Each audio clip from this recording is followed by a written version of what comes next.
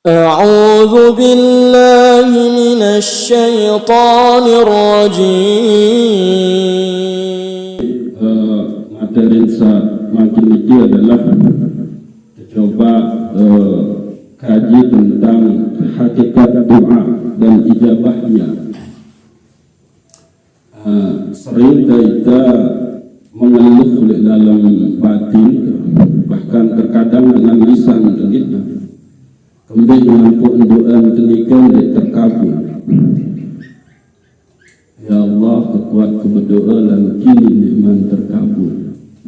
Sementara dengan saat dewa berdoa, ya, atau saat dewa zikir, dewa sembahyang, dewa puasa, ya lancar-lancar baik rezeki.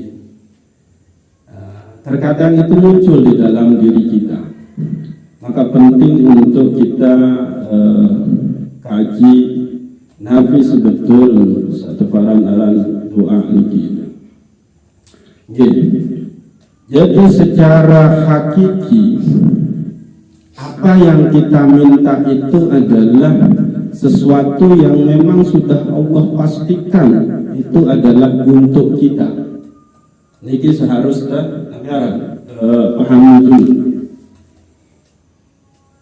Lisan ini diberikan kemampuan oleh Allah Subhanahu wa Ta'ala untuk berdoa, meminta sesuatu.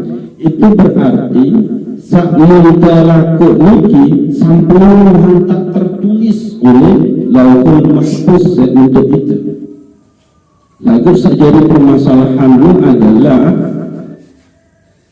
pirang berbintang doa nikah akan dikabulkan oleh Allah Subhanahu wa Ta'ala. Maka pentinglah untuk kita memahami bagaimana sesungguhnya qudrah dan iradah Allah Subhanahu wa Ta'ala terhadap selaput makhluk ini. Nah, di dalam kitab Al-Hikam bagian ke-6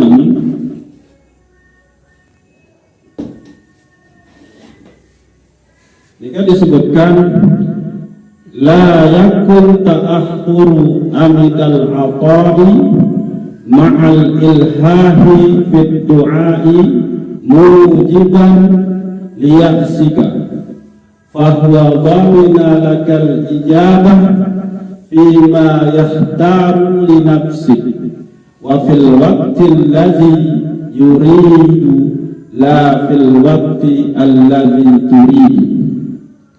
Jangan karena keterlambatan datangnya pemberian kepadamu saat engkau telah sungguh-sungguh berdoa menyebabkan engkau berputus asa, sebab Allah telah menjamin bagimu sesuatu ijabah dalam apa-apa yang Allah pilih bagimu. Nah, ini kunci.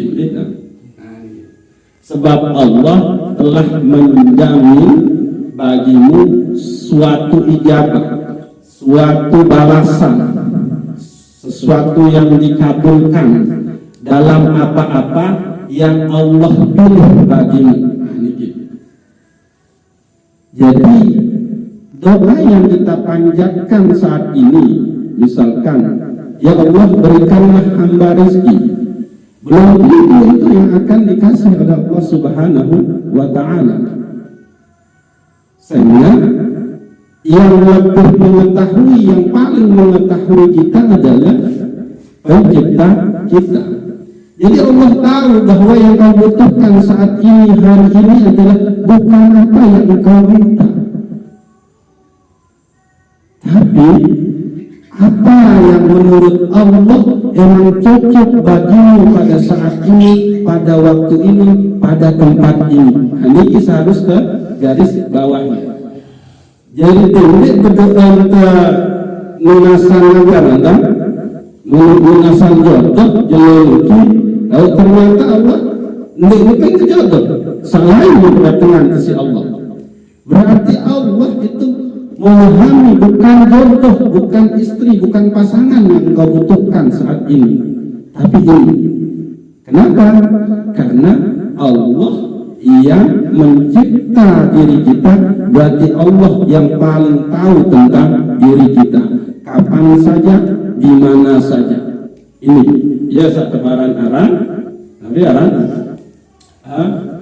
sebab Allah telah menjamin bagimu suatu ijabah dalam apa-apa yang Allah pilih bagimu, bukan dalam apa-apa yang engkau pilih untuk dirimu. Itu ande dan doa sak terpilih isi itu.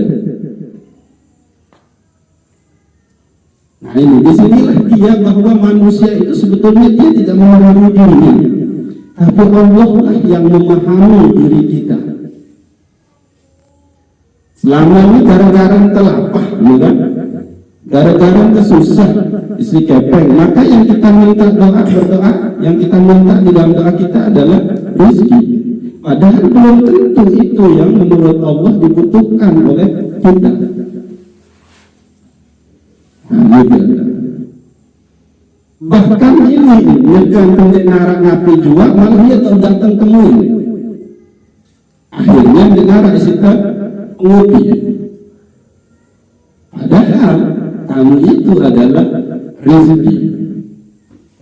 Rasulullah Shallallahu Alaihi Wasallam bersabda, "Man kana yu'minu billah wal yawmil akhir falyukrim layubahu." Saya beriman kepada Allah pada hari akhir, maka hendaknya ia memuliakan tamunya. Berarti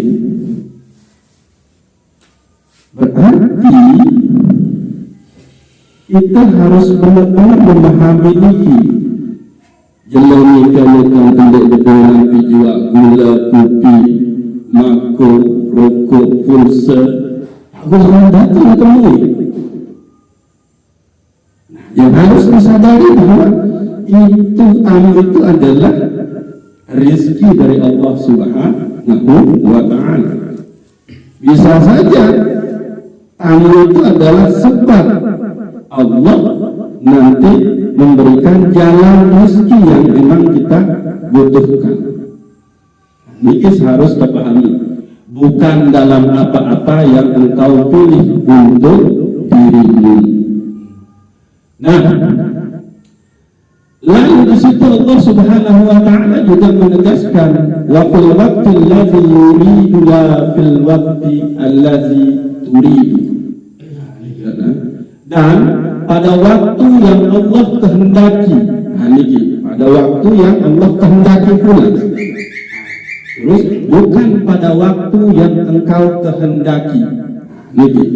Jadi ternyata dikabulnya suatu doa itu juga, itu ternyata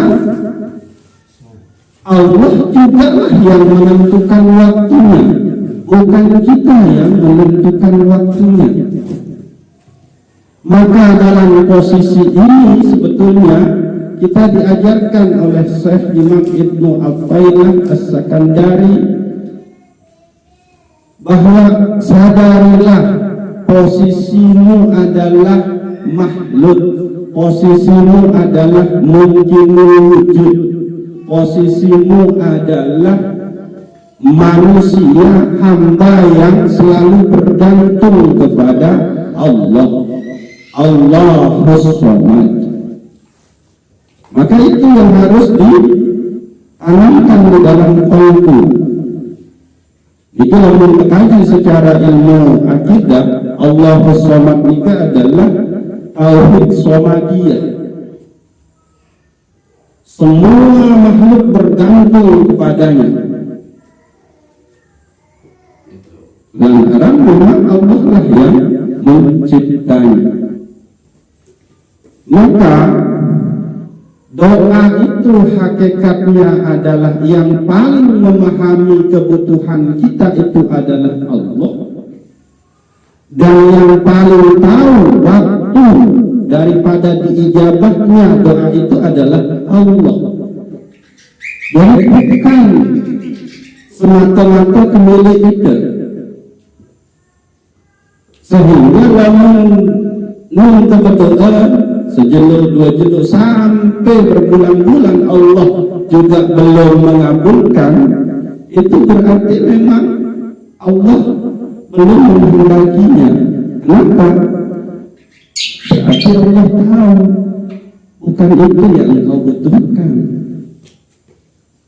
Nah, itu. Jadi kendek-kendek tersampunan berdoa terus mulai terbayar besar doa menika eta ijabah. Ini nabi kebutuhan itu Allah yang lebih tahu. Pirang ngetung tahu kita nabi orang tekabulan itu bukan kehendak kita, tapi emang itu sudah ketentuan Allah Subhanahu wa Ta'ala. Maka seorang hamba yang memiliki akidah yang baik, maka seharusnya dia sudah menanamkan itu di dalam dirinya.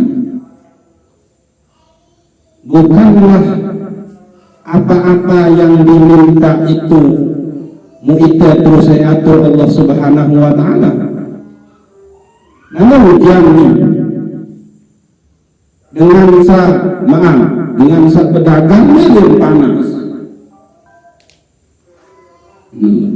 Lalu barang dengan jalur pari oleh elek, kan?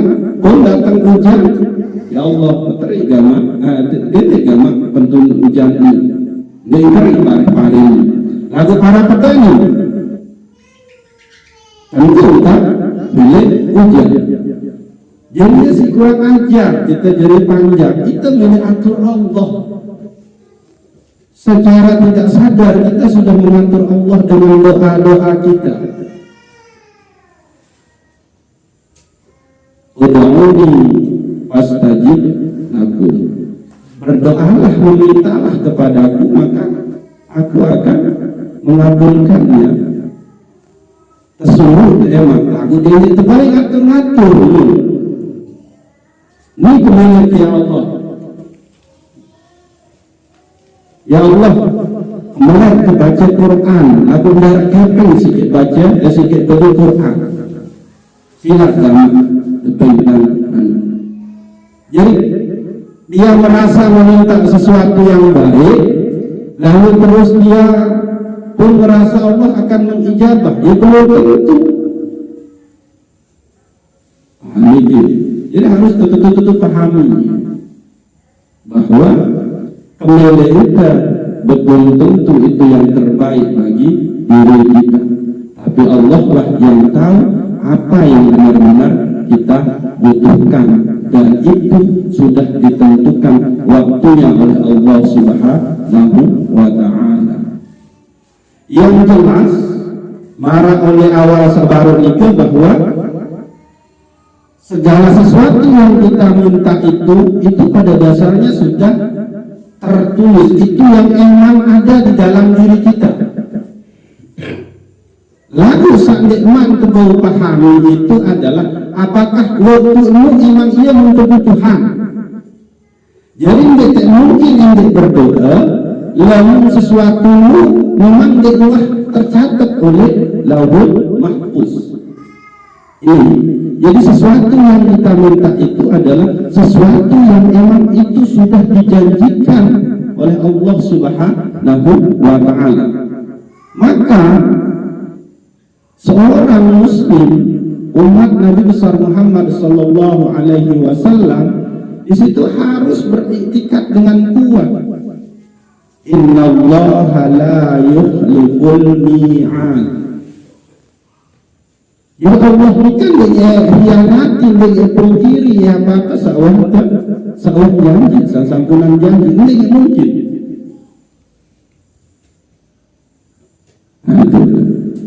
Maka orang-orang yang memahami ini, maka sebetulnya dia akan menjadi orang yang sabar untuk senantiasa menunggu keredaan Allah Subhanahu wa Ta'ala atas dirinya.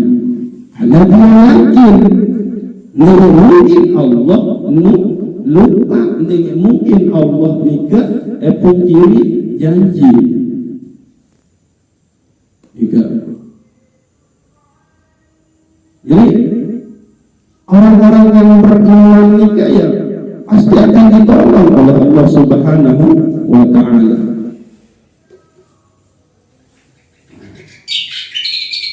Lalu apa sebetulnya orang-orang yang menggerutu, orang-orang yang tidak sabar, orang-orang yang selalu mengatur Allah dengan doanya itu, terus doanya belum dikabulkan, itu dampaknya apa di dalam diri kita? Maka nanti lanjutan dari pembahasan sakit itu, yaitu la yusakkakan maka fil wa'di adami wuqu'il maw'udi wa in ta'ayyana zamanuhu li'alla yakuna dhalika qadhan fi basiratika wa ihmadan linuri sariratika. Janganlah karena tiadanya pemenuhan atas apa-apa yang dijanjikan padahal telah jatuh waktunya membuatmu ragu terhadap janjinya. Jadi doa yang kita panjatkan padahal itu sudah dijanjikan oleh Allah Subhanahu wa Ta'ala, lalu diumumkan kekabulan, kemudian baik sampai muncul rasa ragu,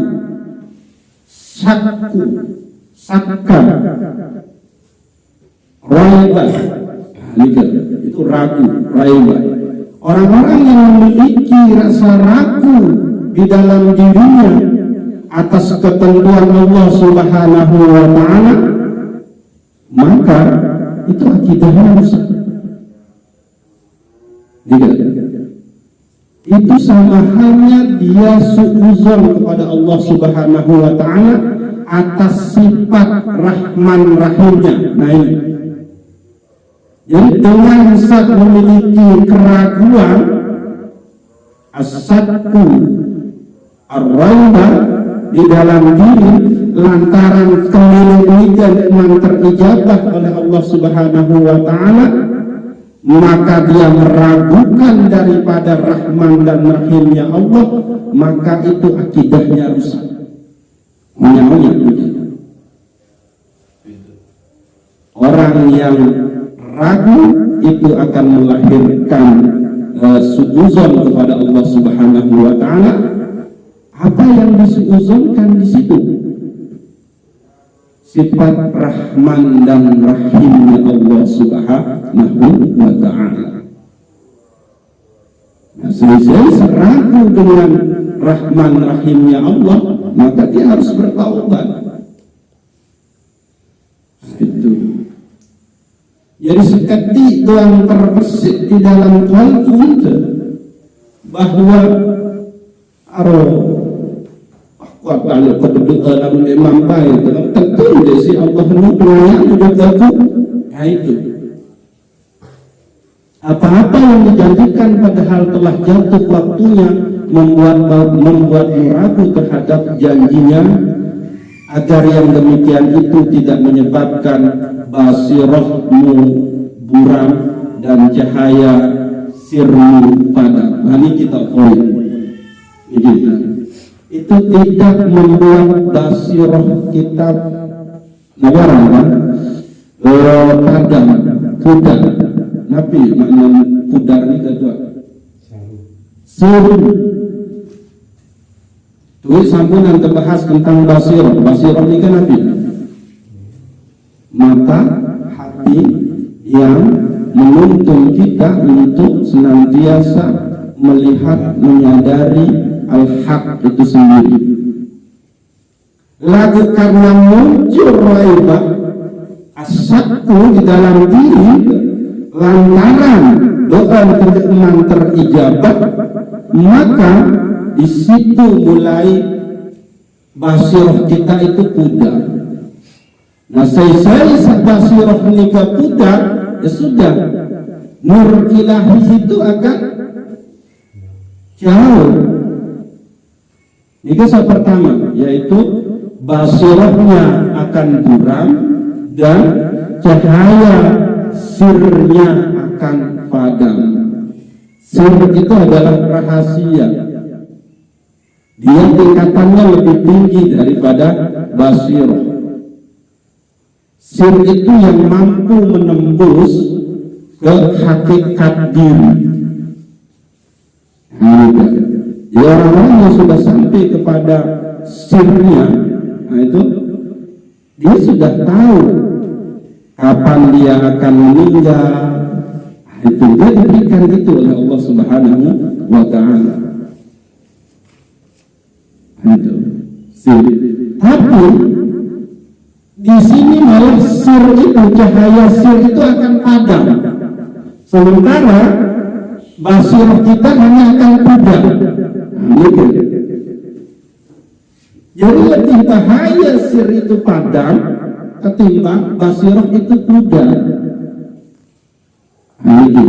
Itu sebabnya para aulia, para kibarul aulia, para ahlul haqiqah ini sangat dijaga. Itu sebabnya dia sama sekali tidak akan pernah terbesit di dalam dirinya as-sakku atau raib terhadap Allah Subhanahu wa Ta'ala. Tapi yang ia tanamkan di dalam dirinya itu dengan sekuat-kuatnya itu adalah raditu billahi rabba. Itu dia reda dengan semua ketentuan Allah sebagai penciptanya untuk dirinya. Yang pertama, aturan marah mikir. Kita ragu dengan ketentuan janji Allah, itu berbahaya kepada basirah dan sir kita. Nah, orang akidahnya sudah rusak. Dia sudah ragu dengan negara kudrah iradah Allah. Dia sudah ragu dengan sifat Rahman dan Rahimnya Allah. Padahal Allah mencipta alam ini dengan Rahman dan Rahimnya.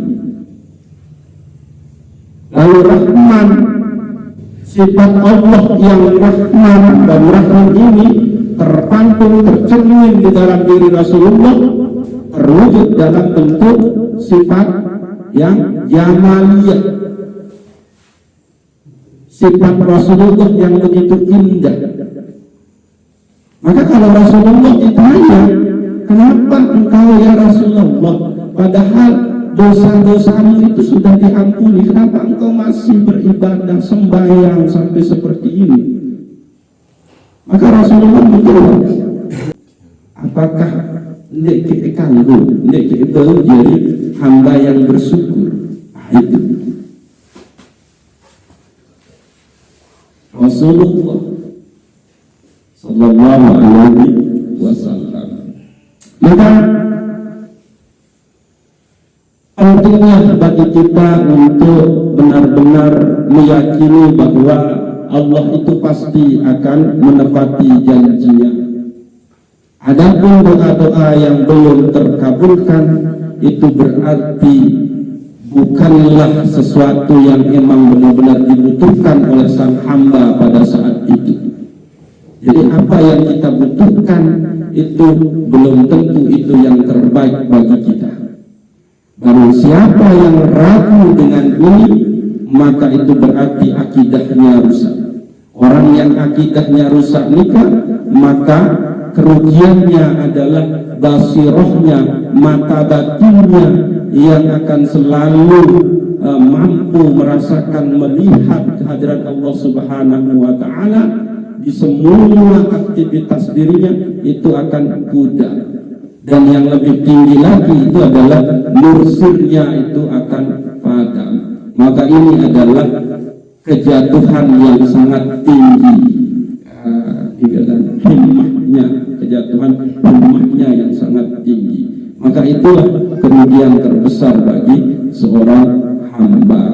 Maka sekali lagi kita harus senantiasa berdoa kepada Allah Subhanahu wa Ta'ala supaya hati kita ini benar-benar tetap berada di dalam istiqomah, berada di dalam keyakinan, berada di dalam akidah yang benar, bahwa apapun yang Allah tentukan itu adalah semata-mata yang terbaik bagi seorang hamba. Ya muqallibal qulub, sabbit qalbi ala dinikal haq.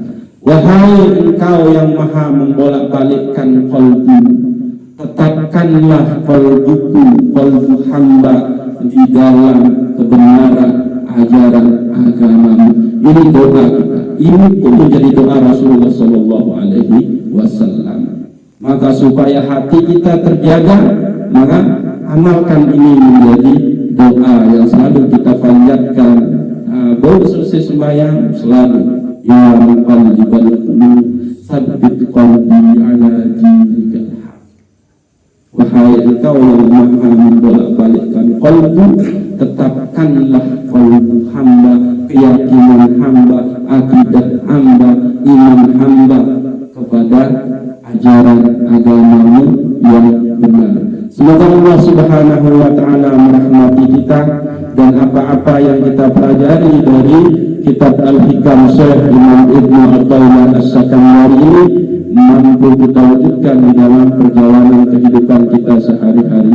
Assalamualaikum warahmatullahi wabarakatuh.